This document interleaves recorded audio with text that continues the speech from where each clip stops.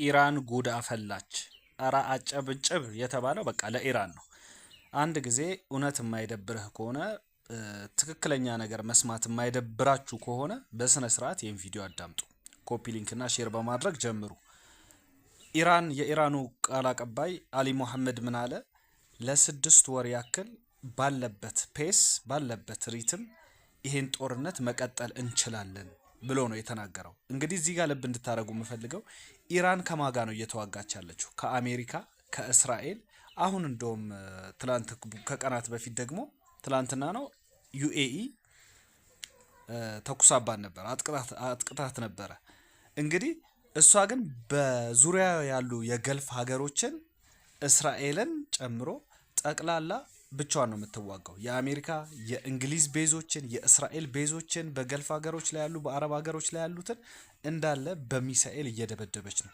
ይባስ ብሎ ሲራፕስ የምትባል የኔቶ አባል የሆነችዋን እዛ ያለውን የእንግሊዝ ቤዝ ሁሉ መታለች። እንግዲህ አንድ ኢራን ነች ይህን ሁሉ የምታደርገው። ትራምፕ ምን ይላል እየመጣ ጦርነቱን አሸንፈናል፣ ኢራን እጅ ሰጥታለች። ከዚህ በፊት ቪዲዮ ሰርቼ ነበር። እንደውም በህልምህ ነው ይሄ በህልምህ ነው እኔ እጅ የምሰጠው ብሎ ነበር የተናገረችው ኢራን ማለት ነው። እና ምንድን እየተካሄደ ነው ያለው? ትላንትና እንዲሁ ስትቆላት ነው ያደረችው እስራኤልን ማለት ነው። እና ኢራን ብቻዋን እንግዲህ ስንት ነገር ፈነዳባት፣ ስንት ነገር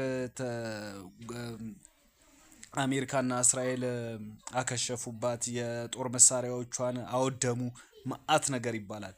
አሁንም የእሷ ሚሳኤል ባሊስቲክ ሚሳኤል የጦር መሳሪያዎቿ አያልቁ የኢራን ማለት ነው። እና እውነታው ከየት ነው እየተሰማ ያለው? ትላንትና እስራኤል ምናለች? 6 ሰው ብቻ ነው የቆሰለብኝ፣ 1 በጽኑ ቆሰለብኝ አለች። ኢራን ግን እንዲሁ ስትቆላት ነው ያደረችው። ወገን ታዲያ ኢራን